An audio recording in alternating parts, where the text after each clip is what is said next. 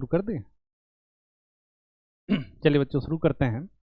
हम लोग पिछले कुछ क्लास में त्रिभुज के सर्वांग क्षमता पर काम कर रहे थे। When two triangle are said to be congruent to each other, कब दो त्रिभुज एक दूसरे के सर्वांगक्षम कहे जाएंगे। हमने डिफिनेशन से शुरुआत किया था, परिभाषा से शुरुआत किया था, और हम उसके बाद आपको क्राइटेरिया करवाने लगे। और मैंने बताया कि क्राइटेरिया हमारे लिए ज़्यादा उपयोगी है, और इसका मैंने मतलब बताया था कि जब डिफिनेशन पे करते थे हमको 6 पार्ट पर काम करना पड़ता है, और जब हम क्राइटेरिया पर करते थे हमको 3 पार्ट पर काम करना पड़ता है।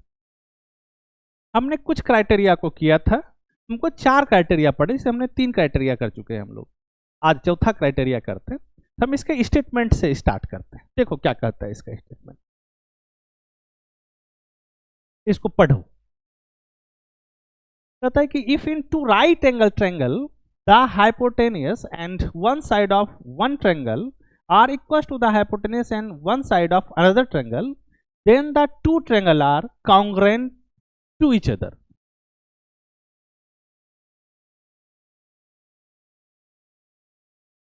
एक दूसरे के सर्वांगक्षम कहे जाएंगे। यदि दो समकोण त्रिभुज में एक त्रिभुज का कर्ण और एक भुजा क्रमशः दूसरे त्रिभुज के कर्ण और एक भुजा के बराबर हों, तो दोनों त्रिभुज एक दूसरे के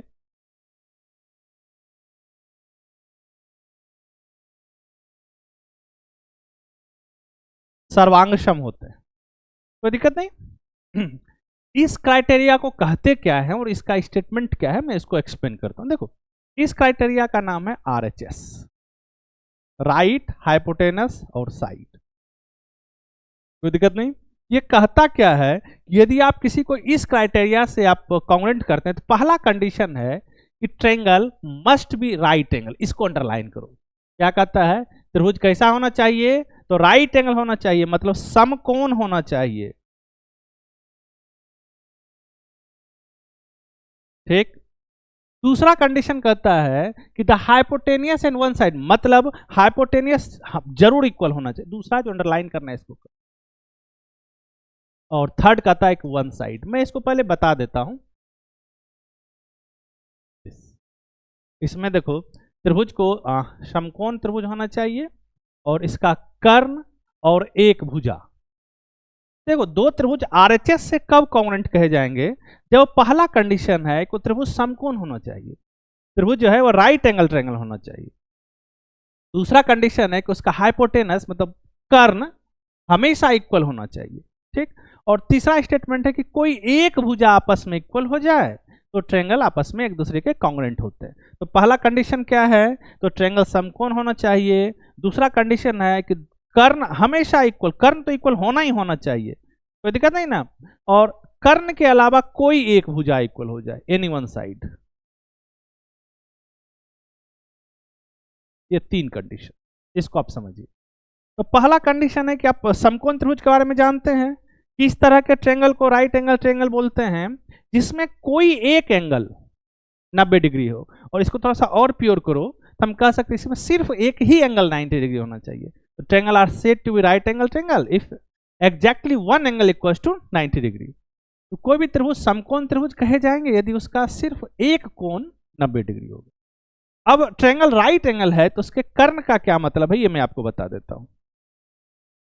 अगला पेज में करता हूं। देखो, मैं एक ट्रायंगल बना रहा हूं।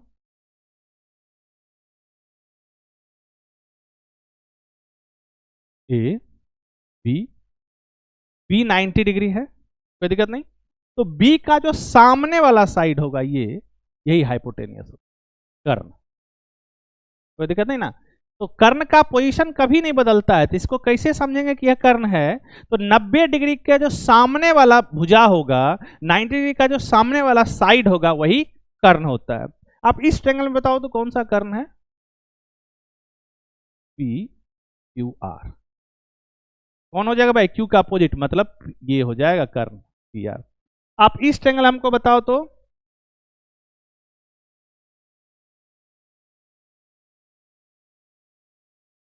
DEF। इसमें कर्ण कौन हो जाएगा, 90 ये है तो 90 का अपोजिट, मतलब तो सामने वाला EF ये। तो अब मैं समझता हूं कि कर्ण आप समझ पा रहे होंगे। यदि कर्ण समझ पा रहे होंगे, चलिए एक बार फिर से उस स्टेटमेंट को विजिट करते हैं। ये कहता है कि दो त्रिभुज bye the criteria RHS congruent कहे जाएंगे यदि ए दोनों त्रिभुज जरूर समकोण होना चाहिए, पहला कंडीशन। दूसरा, दोनों त्रिभुज का कर्ण आपस में इक्वल होना चाहिए। और तीसरा कंडीशन है कि कोई एक साइड इक्वल हो जाए तो ट्रायंगल कांग्रुएंट होगा बाय द क्राइटेरिया दिस। तो मैं इसमें लिख देता हूं पॉइंट आउट करके क्या क्या हमको यहां जरूरी है। देखो हमको जरूरी है, पहला चीज हमको चेक करना है कि त्रिभुज कैसा होना चाहिए, समकोण, मतलब राइट एंगल, कोई दिक्कत नहीं। दूसरा कंडीशन है कि कर्ण जरूर इक्वल होना चाहिए, मतलब कर्ण और राइट एंगल में तो कंपेयर नहीं, हम कोई समझौता नहीं कर सकते हैं। मतलब कर्ण का जगह कोई दूसरा साइड नहीं ले सकता, हाइपोटेनस का जगह कोई दूसरा साइड नहीं ले सकते हैं। मतलब यदि राइट एंगल ट्रायंगल है तो कर्ण तो जरूर इक्वल होना चाहिए यदि हम RHS से कांग्रुएंट कर रहे हैं तब। और तीसरा कंडीशन है कि कोई एक भुजा,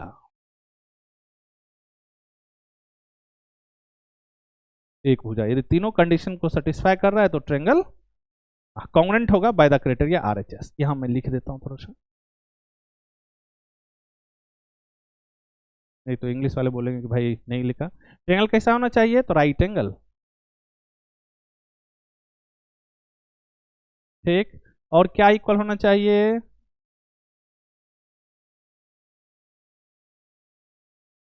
हाइपोटेनियस। और तीसरा एनी वन साइड।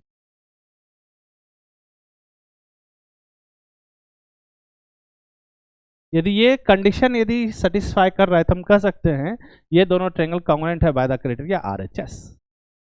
कोई दिक्कत नहीं।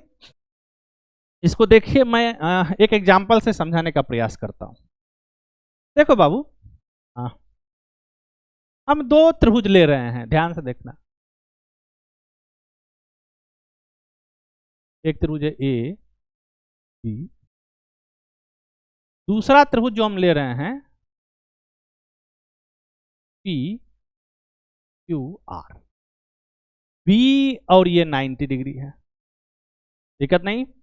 ये मान लो 5 यूनिट है, 5 सेंटीमीटर ले लिया, ये भी 5 सेंटीमीटर, यहां 3 सेंटीमीटर है ये, और ये 3 सेंटीमीटर है।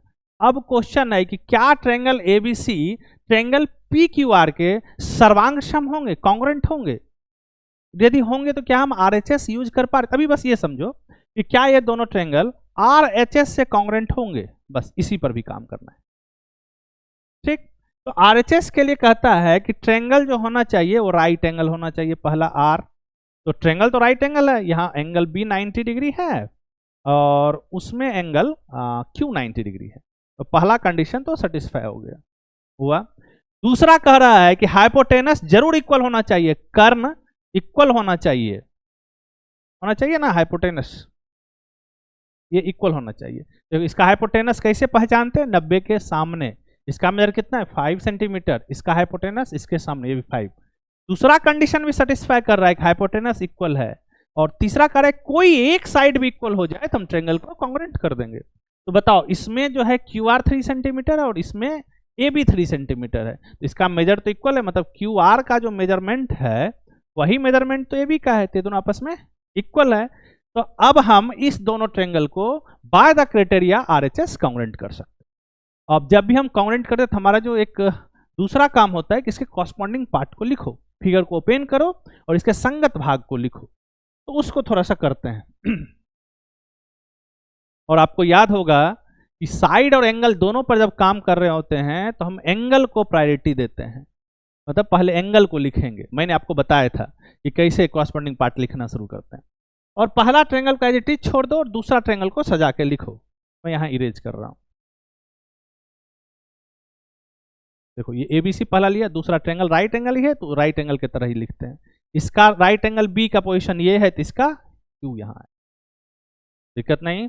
अब देखो AB का मेजरमेंट 3 है और यहाँ QR का, तो BA तो QR, तो यहाँ R आ जाएगा ऊपर, QR ऊपर आया क्योंकि देखो B 90 है फिक्स कर लिया और BA और QR ये, तो भाई इसका पोजीशन ऊपर की तरफ है इसके कॉरस्पॉन्डिंग, और बचा क्या P, कोई दिक्कत नहीं। अब हम कह सकते हैं कि यह दोनों त्रिभुज एक दूसरे के कांग्रुएंट, एक दूसरे के सर्वांगसम है, और उसका कॉरस्पॉन्डिंग पार्ट कैसा है तो हम लिखेंगे triangle ABC is congruent to triangle, देखो कैसे स्टार्ट किया, एबीसी और एंटी क्लॉकवाइज चले, तो ए के कॉरस्पॉन्डिंग क्या दिख रहा है, R, R Q P by the criteria R H S.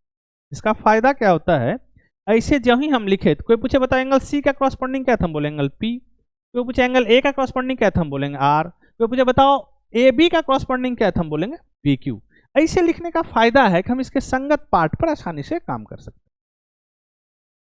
अब यदि हम दूसरा क्वेश्चन पर चलें तो इसको देखो थोड़ा सा, हम अब दूसरा क्वेश्चन आपको करवा रहे हैं। ये एक ट्रायंगल है एबीसी और ये एक ट्रायंगल है पीक्यूआर। ये राइट एंगल ट्रायंगल है, ये भी राइट एंगल ट्रायंगल है।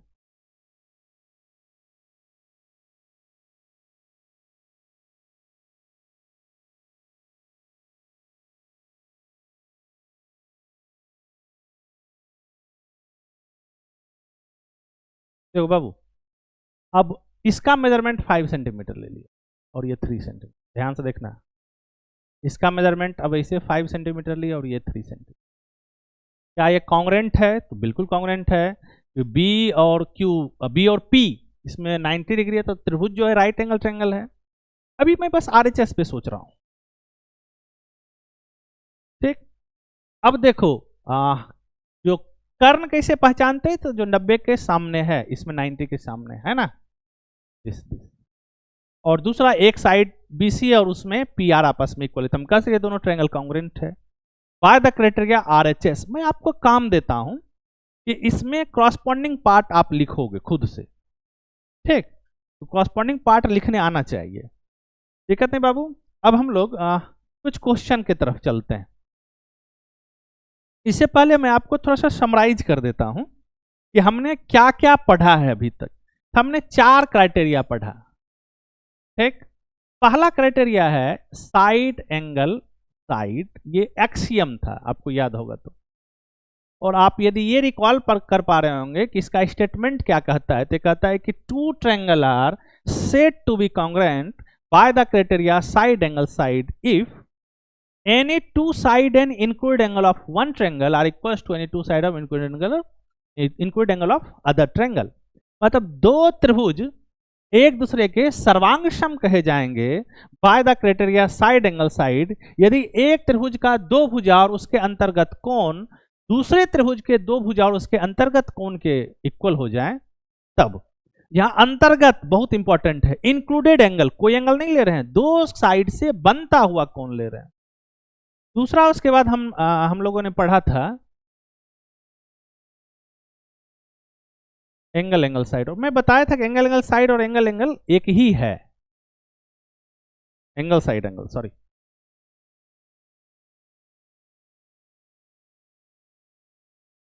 हम इसको इसलिए यूज में लाते हैं क्योंकि इसका जो स्टेटमेंट है थोड़ा आसान है। ये क्या कहता है कि 2 triangle are said to be congruent if any 2 angle and one side of one triangle equals to any 2 angle and corresponding side of another triangle, then triangle are congruent to each other by the criteria angle angle side। मतलब एक त्रिभुज का कोई 2 कोण और एक भुजा दूसरे ट्रायंगल के कोई 2 कोण और उसके संगत भुजा, यहाँ पे संगत भुजा के आपस में इक्वल हो जाए तब दोनों त्रिभुज एक दूसरे के सर्वांग सम कहे जाएंगे बाय द क्राइटेरिया दिस। तीसरा हम लोगों ने पढ़ा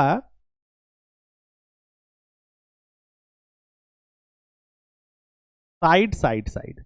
ये कहता है कि 2 triangle are said to be congruent by this criteria यदि एक त्रिभुज का तीनों भुजा दूसरे त्रिभुज के तीनों भुजा के इक्वल हो जाए तो ट्रायंगल एक दूसरे के सर्वांग सम होते हैं। और चौथा जो आज हम लोगों ने पढ़ा वो आरएचएस है, राइट हाइपोटेनस साइड। ये कहता है कि त्रिभुज को राइट एंगल होना चाहिए, हाइपोटेनस जरूर इक्वल होना चाहिए और कोई एक साइड इक्वल हो जाए तो ट्रायंगल को कॉन्ग्रुएंट करते हैं। हमारे पास ये 4 क्राइटेरिया जो है वह किसी 2 त्रिभुज को सर्वांग सम करने के लिए हम यूज करते हैं। और सर्वांग सम करेंगे तो क्या हमको मिलेगा, यदि हमने 2 फिगर को कॉन्ग्रुएंट किया then this 2 are identical equal in all respect only different by their name. ये हर एक तरह से सेम होता है, इसमें अंतर सिर्फ किस चीज का है, तो नाम का। हर एक तरह से सेम होने का मतलब कॉरस्पॉन्डिंग साइड इक्वल है, कॉरस्पॉन्डिंग एंगल आपस में इक्वल है, एरिया इक्वल है, पेरीमीटर इक्वल है, corresponding angle bisector, altitude, median, ये सब आपस में इक्वल है। मतलब भुजा का लंबाई इक्वल है, कोण इक्वल है, एरिया इक्वल है, क्षेत्रफल, परिमाप इक्वल है, कोई दिक्कत नहीं, लंब समद्विभाजक इक्वल है, माध्यिका इक्वल है, इस तरह का हर एक चीज इक्वल है। डिफरेंस बस सिर्फ और सिर्फ नाम का है। इसका यूज करके हम लोग कुछ क्वेश्चन की तरफ बढ़ते हैं। पहला क्वेश्चन है, इसको करते हैं। ठीक, ये कह रहा है, एक बार पढ़ो इसको, मैं फ्रेम से हटता हूं,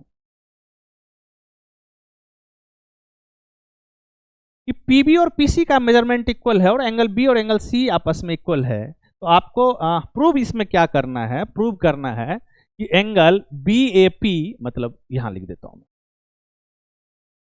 ट्रायंगल बी ए पी और ट्रायंगल ए सी पी को कॉन्ग्रुएंट दिखाना है। अब कौन सा क्राइटेरिया यूज करेंगे वो इंफॉर्मेशन से हम चेक करते हैं। तो अब जिसको कॉन्ग्रुएंट करना है उसको लिखते हैं। हमने ट्रायंगल कंसिडर किया, ट्रायंगल बी ए पी, ध्यान से देखना बाबू, और हमने ट्रायंगल कंसिडर किया ए बी सी। अब इंफॉर्मेशन लिखते हैं। देखो इधर बी ए पी लिख रहे हैं ना, तो इधर बी ए पी वाला इंफॉर्मेशन लिखेंगे, और इधर ए पी सी लिख रहे हैं, इधर ए पी सी वाला इंफॉर्मेशन। देखो इधर एंगल बी, देखो बी ए पी ऊपर वाला है और पी ए सी नीचे वाला है, ठीक ना। एंगल बी और एंगल सी 90, इसमें angle B equals to angle C equals to 90। क्यों भाई, इवन है, दे रखा है ना। कंडीशन लिखते हैं।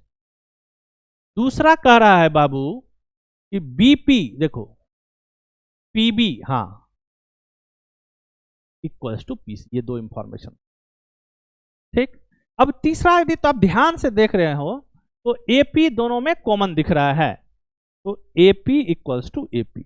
अब हमारे पास ये तीन इंफॉर्मेशन है और इस तीन इंफॉर्मेशन का यूज करके हमको कॉन्ग्रुएंट करना है। अब क्वेश्चन है कि कौन क्राइटेरिया लगेगा। तो इस इंफॉर्मेशन तक हमारे पास ये चार क्राइटेरिया हम लोगों ने पढ़ा है, इस चार में से कौन क्राइटेरिया हम यूज करेंगे वो डिपेंड करता है कि कौन इंफॉर्मेशन दे रखा है, कैसा इंफॉर्मेशन है। तो इस इंफॉर्मेशन को थोड़ा सा विजिट करते हैं। देखो बाबू, ये 90 डिग्री दे रखा है, एक एंगल का बात, एक ही एंगल का बात कर रहा है, तो एक एंगल का बात या तो साइड एंगल साइड करेगा क्योंकि इसमें एक ही एंगल का बात है, और दूसरा या तो आरएचएस करेगा, कोई दिक्कत नहीं। अब कोई पूछे भाई बताइए सर एसएसएस क्यों नहीं काम करेगा, क्योंकि उसमें तीनों साइड के बारे में बोल रहा है, दिक्कत नहीं। दूसरा एंगल साइड क्यों नहीं करे, यहाँ पे दो एंगल का बात करते हैं, एक ही एंगल का इंफॉर्मेशन दे रखा है। लेकिन एक चीज थोड़ा सा ध्यान दो, यहाँ साइड एंगल साइड पर हम सोच सकते हैं, क्यों, यदि राइट एंगल ट्रायंगल दे रखा है, समकोण त्रिभुज दे रखा है, और यदि उसके हाइपोटेनस का मेजरमेंट दे रखा है, कोई एक साइड दे रखा है, दूसरा साइड हम कैलकुलेट कर सकते हैं, कोई दिक्कत नहीं। हालांकि उतना चेक करने से अच्छा है राइट एंगल ट्रायंगल में कि आप आरएचएस को चेक कर लो, ठीक। तो हम इस दोनों पर काम करना चाहते हैं। अब एसएएस क्या कहता है, एसएएस कहता है दो साइड और बीच का एंगल। अब कौन दो साइड यूज हो रहा है पहले वो देख लेते हैं। पीबी यूज हो रहा है, और मतलब इस ट्रायंगल में पीबी यूज हो रहा है और एपी यूज हो रहा है। देखना पीबी दिस और एपी दिस। यदि एंगल चाहिए तो ये एंगल चाहिए एसएएस के लिए, क्या ये एंगल दे रखा है क्या, नहीं, ये एंगल का इंफॉर्मेशन दे रखा है, मतलब एसएएस भी हमारे ग्रुप से कट गया, हम इसका यूज नहीं कर सकते। अब बचा आरएचएस। अब क्वेश्चन है क्या आरएचएस लगेगा, तो चेक कर लेंगे, और क्या आरएचएस से कॉन्ग्रुएंट हो सकता है। इसका आंसर हो भी सकता है और नहीं भी हो सकता है, लेकिन हम आरएचएस क्राइटेरिया लगाने के लिए तैयार हैं। आरएचएस क्या कहता है, ट्रायंगल राइट एंगल होना चाहिए, तो ट्रायंगल राइट एंगल है, देख लो। दूसरा कंडीशन कहता है हाइपोटेनियस कर्ण इक्वल होना चाहिए, तो कर्ण इसका क्या है, देखो 90 के सामने एपी और एपी, देखो कर्ण इक्वल है ना, और कोई एक साइड इक्वल होना चाहिए, देखो दिस और दिस आपस में इक्वल है। अब ये दोनों ट्रायंगल एक दूसरे के कॉन्ग्रुएंट तो हो गया बाय आरएचएस, तो हमको कॉन्ग्रुएंट ही प्रूव करना है, तो हम आरएचएस के थ्रू इसको कॉन्ग्रुएंट कर दिए, मतलब these two triangle are congruent to each other. हम यहां पर भी ड्रॉप कर देंगे तो आंसर कॉन्ग्रुएंसी तो ही करना था, आ गया, लेकिन यहां ड्रॉप नहीं करेंगे। हमारा एक नैतिक जिम्मेदारी बनता है कि हम अपने आप को पूर्ण रूप से प्रिपेयर करें। अब हम इसके संगत भुजा के हिसाब से इसको लिखेंगे, उसके बाद हमारा काम पूर्ण हो जाएगा। तो मैं थोड़ा सा इसको इरेज करता हूं। मैं इस इधर से ही इरेज करता हूं। कॉरस्पॉन्डिंग पार्ट लिखने का तरीका यदि आपको याद होगा, अभी तुरंत भी मैंने आपको रिकॉल करवाया था, यहाँ एक एंगल पर काम कर रहे हैं, तो मैं बताया था कि जब साइड और एंगल पे काम करते हैं तो एंगल को ज़्यादा प्राथमिकता मिलता है, पहला प्राथमिकता एंगल को ही दिया जाता है। तो देते हैं, एंगल से शुरुआत करेंगे। और लिखने का तरीका क्या है कि पहले ट्रायंगल, किसी को पहला मान लो और पहले ट्रायंगल को लिखो, और दूसरा ट्रायंगल जब लिखेंगे तो कॉरस्पॉन्डिंग फॉलो करके लिखेंगे, मतलब देख के जाएंगे संगत कौन है। ठीक, तो मैं इसको पहला ट्रायंगल ले लेता हूं, तो राइट एंगल है तो राइट एंगल के जैसा ही लिखते हैं। लिख लिया बाबू, नाम क्या, राइट एंगल बी पर है, बी पी ए। दूसरा जो ट्रायंगल है उसको लिखो, इसमें राइट एंगल कहां है, सी पर, जो बी के सामने सी गया। अब बताओ बी पी किसके इक्वल है, इधर देखो, पी बी, पहले बी वाले पे काम करते हैं, बी और सी है तो बी से कुछ इक्वल दे रखा है क्या, हाँ, पी बी ये किसके इक्वल हो जाए, पी सी के, तो ये पोजीशन कितना आ गया, पी, यहां से। अब बच क्या गया भाई, ए सी पी में, यहाँ ए बचा, ए के संगति आ गया, काम खत्म। अब इस हिसाब से ये कॉन्ग्रुएंट है, मतलब ए का कॉरस्पॉन्डिंग दिस, बी 90, बी का कॉरस्पॉन्डिंग, पी का corresponding this, side A P का कॉरस्पॉन्डिंग ए पी, कोई दिक्कत नहीं, बीपी का कॉरस्पॉन्डिंग सी पी। इसी तरह से हम लिख देते, कैसे लिखेंगे, triangle A B P is congruent to triangle, देखो कैसे लिया, यहां से स्टार्ट करो, एंटी क्लॉकवाइज चले तो ए सी पी। अब हमारा काम हमारे हिसाब से खत्म हुआ। ऐसे लिखने का क्या फायदा है, ऐसे जो ही हम लिखे थे हम ट्रायंगल के बारे में हमको सब कुछ पता है, कौन किसका कॉरस्पॉन्डिंग है, कौन पार्ट किस पर जा रहा है, हमको इस सब चीज के बारे में प्रॉपर आइडिया है। अब बाबू हम कुछ कुछ क्वेश्चन करते हैं जो कॉम्पिटिटिव एग्जाम के लिए हमारे लिए उपयोगी, तो जो एसएससी सीजीएल का या फिर सीपीओ सीडीएस का क्वेश्चन है उसको करते हैं। यदि आप इतना समझ गए होंगे तो आपको करना काफी आसान होगा। हमारे पास 4 कॉन्ग्रुएंसी क्राइटेरिया है, उसी को वेरीफाई करना होता है। इसको पढ़ो, देखो ये कब का क्वेश्चन है, दिस, पढ़िए, मैं थोड़ा सा फ्रेम से हटता हूं।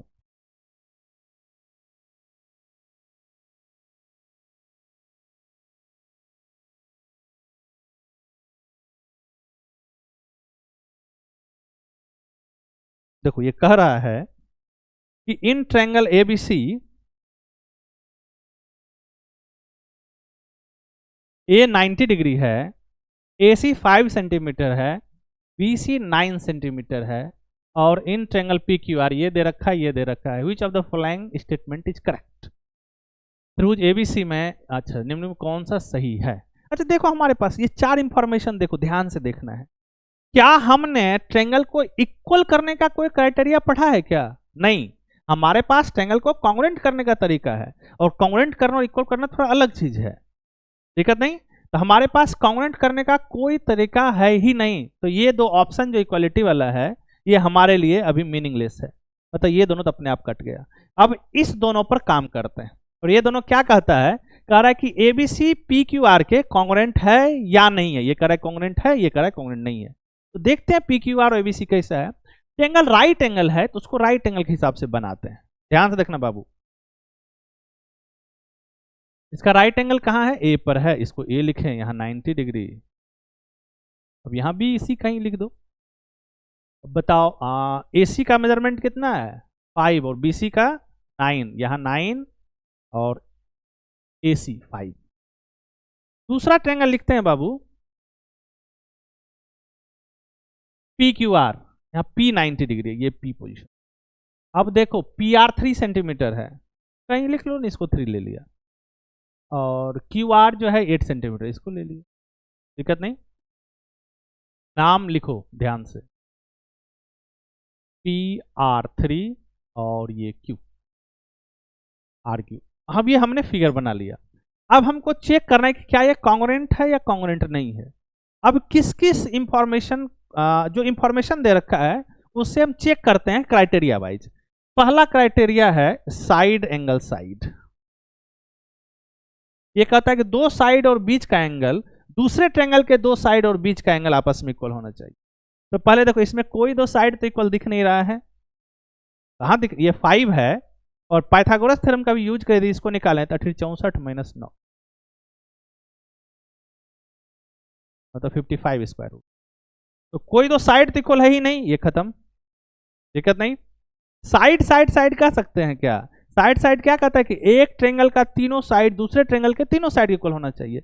इसमें 5 सेंटीमीटर का एक साइड है, क्या इस ट्रेंगल में 5 सेंटीमीटर का कोई एक साइड है क्या? नहीं, ये एसएसएस से भी कॉन्ग्रुएंट नहीं है। अब हमारे पास बचा एंगल एंगल साइड। क्या इसमें दो एंगल का इंफॉर्मेशन दे रखा है? नहीं, ये भी नहीं लगा। अब बचा आरएचएस, यहां मैं लिखता हूं, क्या बचा? आरएचएस। आरएचएस क्या कहता है? Triangle must be right angle 90 degree है, एक कंडीशन। कहता है हाइपोटेनियस मस्ट बी इक्वल, इसका हाइपोटेनियस 9 है और इसका हाइपोटेनियस 8 है, ये भी नहीं लगा। मतलब हम चारों क्राइटेरिया में से किसी क्राइटेरिया का यूज करके इसको कॉन्ग्रुएंट नहीं कर पा रहे हैं, तो हम ये निष्कर्ष पर आए कि यह ट्रेंगल एक दूसरे के कॉन्ग्रुएंट नहीं है। तो हमारा जो करेक्ट इसका आंसर होगा वो ऑप्शन बी होने वाला। कोई दिक्कत नहीं, और बस इसको वेरीफाई कर देना है हमको। आप इस बात को समझ पा रहे होंगे। हम अगला क्वेश्चन पर चलते हैं, देखना ध्यान से आप इसको पढ़ो। देखो ये क्वेश्चन कब का है, एक बार इसको पढ़ लीजिए, क्या कहता है ये क्वेश्चन।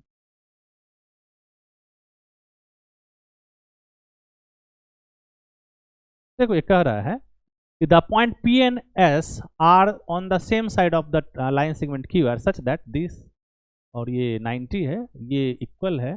कौन सा करेक्ट है ये मारना कि बिंदु P और S रेखाखंड O ये QR है, QR के एक ही ओर स्थित है। PQR दे रखा है, SRQ दे रखा है, PQ इसके इक्वल दे रखा है। सही कथन का चयन करना है। हमारे पास जो ये स्टेटमेंट है ये पूछ रहा है कि ट्रेंगल PQR और ट्रेंगल QRS एक दूसरे के कॉन्ग्रुएंट है, और कॉन्ग्रुएंसी का हमारे पास क्राइटेरिया पूछ रहा है या तो ये या तो ये। मतलब हमारे पास चार में से दो तो खुद एक्सक्लूड हो गया। हम साइड साइड पे काम करेंगे, बिल्कुल नहीं। एंगल एंगल साइड पे करेंगे, बिल्कुल नहीं, क्योंकि वहां तो पूछ ही नहीं रहा है। ठीक, अब इसी दो पर काम करना है। पहला काम है फिगर बनाओ, और इसमें जो लिख रहा है ये पूछ रहा है कि अब कॉन्ग्रुएंट करना है, कॉरस्पॉन्डिंग पार्ट को भी एक्सप्लेन करना है, कौन किस पर जा रहा है, ये लिखने का ये मतलब होता है। तो पहले लिखो, देखो हमारे पास एक लाइन सेगमेंट है, एक लाइन है, उसका नाम QR है। तो मैं नीचे से बनाता हूं,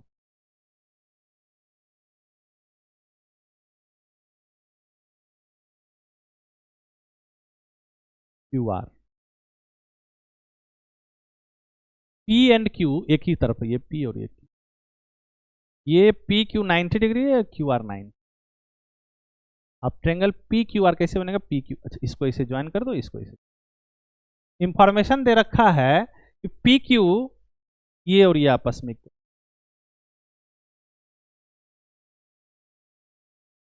ये S है।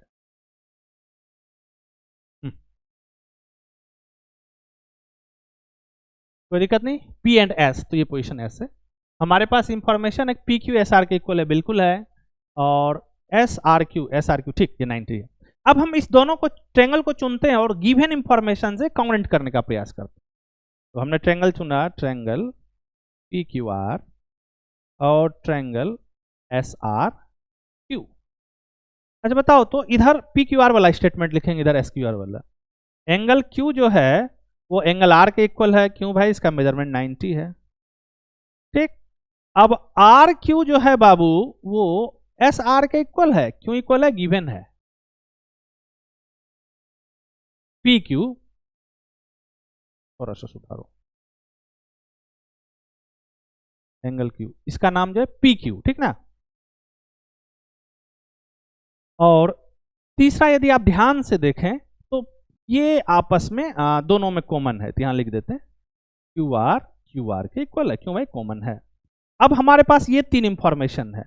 अब इस दोनों में से चेक करते हैं, क्या RHS लगा सकते हैं? क्या RHS कहता है two triangle are said to be congruent if, पहला कंडीशन कि भाई ट्रायंगल राइट एंगल होना चाहिए, तो देखो राइट एंगल तो है।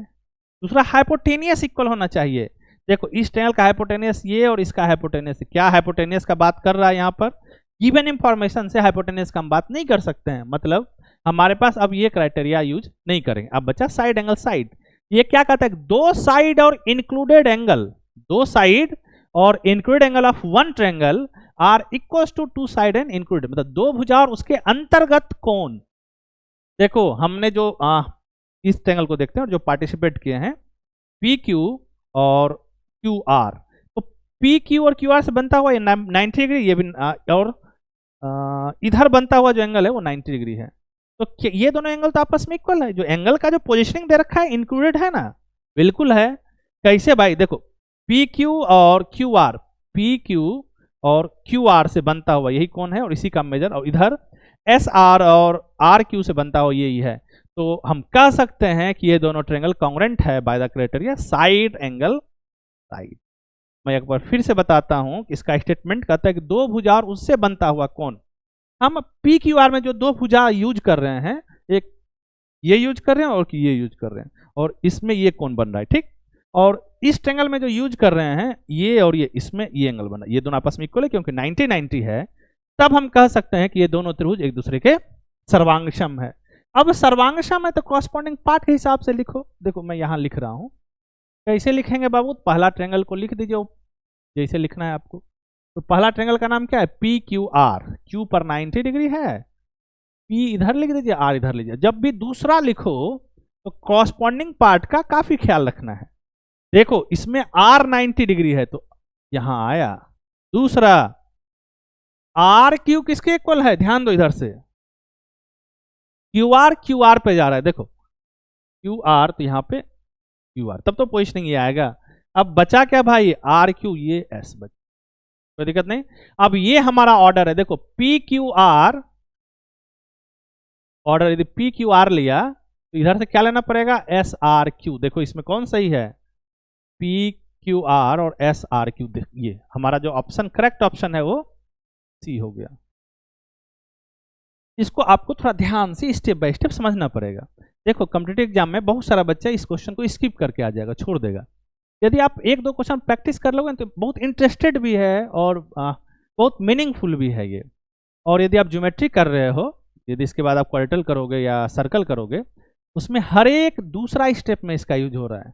और यदि इसका यूज नहीं कर पा रहे हो तो आप ये सोचो कि आप ज्योमेट्री बिल्कुल नहीं कर पा रहे हैं, ठीक ना।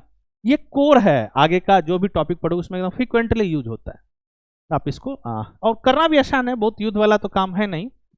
चलिए बाबू अगले क्वेश्चन पर चलते हैं।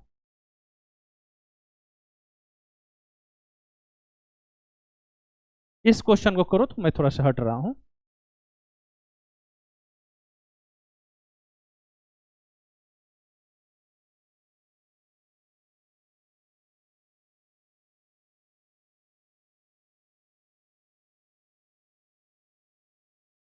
देखो इसमें क्या कह रहा है, कह रहा है कि दो एंगल ओ और एंगल एम 90 है, L N is a bisector of angle this. Question देख लो कहाँ, और पेरीमीटर। अच्छा देखो यहाँ पर क्या करवाना चाह रहा है जानते हो, ये करवाना चाह रहा है, अच्छा ये इंफॉर्मेशन थोड़ा सा ये है, यहाँ 21 से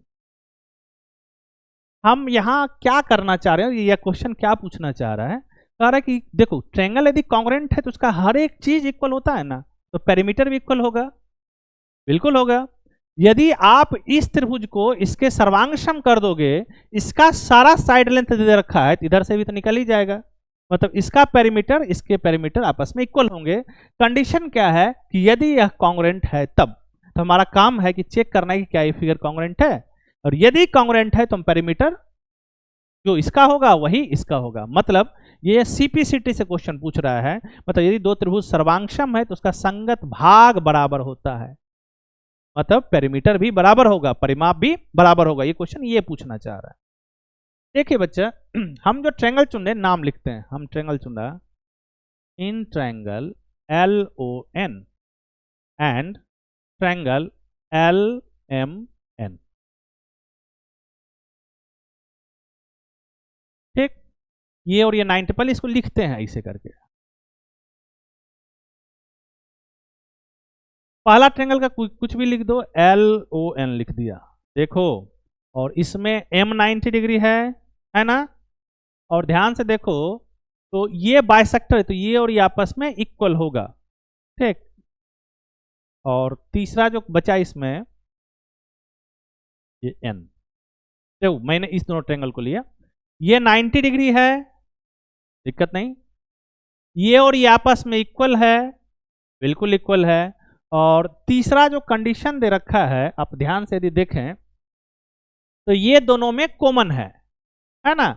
तो क्या यह ट्रायंगल कांग्रेंट, पर मैं लिख देता हूं इसको करने, देखो यहां पर इसको करने से पहले मैं उधर लिखता हूं ताकि आपको समझ में आए, क्योंकि शॉर्ट करने से सब बच्चा एक लेवल का नहीं होता है ना, तो किसी किसी को परेशानी हो सकता है। देखो हम जो ट्रायंगल चुने उसका नाम लिख दे रहे हैं, LON चुना, और ट्रायंगल LMN चुने, दिक्कत नहीं बाबू। अब एंगल O जो है वो एंगल M के इक्वल है, क्यों भाई, ये 90 दे रखा है। दूसरा angle OLN equals to angle NLM, ये क्यों इक्वल है, क्योंकि यहां कह रहा है कि ये जो है इसका बाइसेक्टर है, तो मतलब ये और ये आपस में इक्वल है। और तीसरा यदि आप ध्यान से देख रहे होगे तो आपको पता चल रहा होगा कि LN और LN आपस में इक्वल है, क्योंकि यह कॉमन है दोनों में। अब इस गिवन इंफॉर्मेशन से हम सोचते हैं कि कौन क्राइटेरिया यूज में आएगा चारों क्राइटेरिया में। देखो यहां पर सिर्फ एक ही एंगल का बात कर रहे हैं, तो हमारे पास बचा एंगल साइड एंगल, कोई दिक्कत नहीं, और RHS, ये दोनों एक ही एंगल का बात करता है। बाकी जो दो है साइड साइड, इसमें तीनों साइड का बात कर रहा है और इसमें दो एंगल का बात करता है, तो ये दोनों तो चला गया काम से। अब ये बचा, अब ये कहता है कि दो साइड उससे बनता हुआ कौन, और ये कह रहा है कि राइट एंगल, हाइपोटेनस और कोई एक साइड। अब जो साइड है हमने यूज में लाया है, अच्छा देखो यहाँ पे, सॉरी ओह मैंने गलत बोल दिया, यहाँ पे दो एंगल पर काम कर रहे हैं, देखो दिस और दिस, ठीक। तो सीधा सीधा आप तो ये तीन काम से चला गया, 1 2 और 3, अब बस यही कंडीशन बचा है, कहता है कोई दो एंगल और एक साइड हो जाए भाई। तो देखो ये इसके इक्वल है, ये इसके इक्वल है, और ये एक साइड कॉमन है, तो हम कह सकते हैं कि बाय एंगल एंगल क्राइटेरिया ये दोनों ट्रायंगल एक दूसरे के कॉन्ग्रुएंट हो गया, कोई दिक्कत नहीं। अब ज्यों ही दो ट्रायंगल कॉन्ग्रुएंट हुआ तो पेरीमीटर आपस में इक्वल है, तो इसका जितना पेरीमीटर होगा उतने ही इसका पेरीमीटर होगा। अब क्वेश्चन है कि उसका पेरीमीटर कितना है, तो तीनों साइड को निकाल के आप जोड़ दो सीधा सीधा, तो कितना होगा बताओ, तो 21 + 29 + 20, कोई दिक्कत नहीं, ये कितना हो गया 50 और 20 70, इतना सेंटीमीटर, कोई दिक्कत नहीं। अच्छा सर आपने यहाँ फिगर को ओपन क्यों नहीं किया, तो पेरीमीटर निकालने के लिए ओपन करने का जरूरत नहीं है, पेरीमीटर साइड का सम होता है ना, इसको पहले लिखो या बाद लिखो, एडिशन तो कम्यूट करता है। पहले लिखे मतलब 2 + 3 निकाल रहे हो या 3 + 2 निकाल रहे हो, दोनों एक ही चीज है, ठीक। इसको थोड़ा सा आप समझिए। मैं अगला क्वेश्चन आपको दे रहा हूं, इसको करो थोड़ा सा।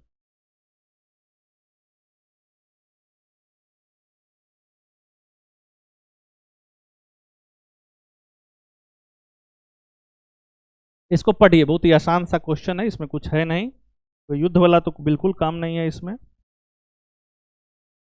ये क्या कह रहा है, देखो यहां क्या पूछ रहा है, ये कह रहा है कि ईडी फाइंड आउट करो, मतलब जब भी किसी को फाइंड आउट करना है तो हम समझेंगे कि ट्रायंगल को कॉन्ग्रुएंट करेंगे और कॉरस्पॉन्डिंग पार्ट को इक्वल करेंगे, इस कॉन्सेप्ट का हम यूज करेंगे। If two triangle are congruent then their corresponding part are equal. देखो बाबू हम गिवन इंफॉर्मेशन से प्रयास करें कि इस दोनों को कॉन्ग्रुएंट करें, और फिर इसके कॉरस्पॉन्डिंग जो आएगा साइड, इसका मेजरमेंट उसके इक्वल हो जाएगा।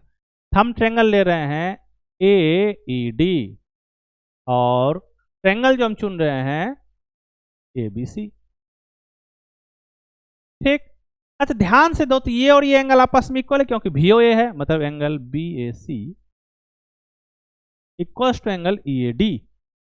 क्यों भाई, वर्टिकली अपोजिट एंगल, दो लाइन यदि प्रतिच्छेदी है तो शीर्षाभिमुख कोण या सम्मुख कोण समान होते हैं।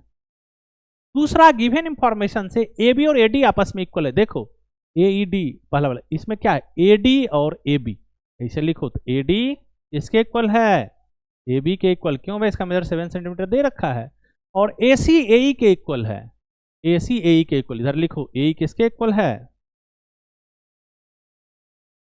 AC के। अब दो साइड है और एक एंगल है ना, दो साइड और एक एंगल, क्या यह ट्रायंगल कॉन्ग्रुएंट होगा। देखते हैं कि जो दो साइड और एक एंगल पर सिर्फ SAS तो ये बात करता है ना, ये कहता है कि दो साइड और उसके इंक्लूडेड एंगल, अंतर्गत कोण, तो ये जो साइड यू ले रहे हैं, क्या जो कोण है उसके अंतर्गत है या नहीं, चेक कर लेते हैं। एडी और एई, नहीं, ये जो एंगल है बिल्कुल अंतर्गत है ना। इसी से बनता हुआ कोण तो ये है, और सिमिलरली एबी और एसी से बनता हुआ कोण ये है। मतलब हम कह सकते हैं कि ये दोनों ट्रायंगल एक दूसरे के कॉन्ग्रुएंट है बाय द क्राइटेरिया दिस। अब हमारा अगला काम है कि इसके मेजरमेंट को ढूंढना, मतलब बाबू इसको कॉरस्पॉन्डिंग पार्ट के हिसाब से लिखना, इसको संगत भाग के हिसाब से लिखना। तो पहले इसको ओपन करके लिखते हैं, और मैं आपको तरीका बताया हूं लिखने का कि पहला ट्रायंगल को लिखो और दूसरे ट्रायंगल को कॉरस्पॉन्डिंग पार्ट ध्यान से देख के लिखते हैं। तो पहला ट्रायंगल को लिख लेते हैं AED, दिक्कत नहीं बाबू। अब दूसरा को लिखो कॉरस्पॉन्डिंग ध्यान में रखते हुए। दूसरा ये है, देखो ए का कॉरस्पॉन्डिंग एंगल क्या है, ए ही है ना, तो ये ए पर गया। अब ध्यान देना है कि ए बी का मेजरमेंट किसके इक्वल है, ए डी के, मतलब ए डी के कॉरस्पॉन्डिंग ए बी होगा, तो ए डी मतलब ये पोजीशन क्या हो गया बी, और बच क्या गया सी, देखो यही है कॉरस्पॉन्डिंग। अब हमको निकालना है ईडी, तो ईडी का कॉरस्पॉन्डिंग क्या है भाई, ईडी का कॉरस्पॉन्डिंग सीबी। क्या सीबी का मेजरमेंट दे रखा है, हाँ, बीसी का मेजरमेंट 11 है, मतलब ईडी का भी मेजरमेंट 11 होगा, ऑप्शन होगा बी। अब पूछा कि क्यों आपने ऐसा किया, तो हमने एक कॉन्सेप्ट यूज किया कि यदि ट्रायंगल सर्वांगसम है, कॉन्ग्रुएंट है, तो उसका कॉरस्पॉन्डिंग साइड आपस में समान लेंथ का होता है। कोई दिक्कत नहीं बच्चा। तो हमने आज कुछ कॉन्सेप्ट किया और उससे रिलेटेड हमने कुछ क्वेश्चन किया। मिलते हैं अगले क्लास में इससे संबंधित कुछ और क्वेश्चन के साथ। Thank you.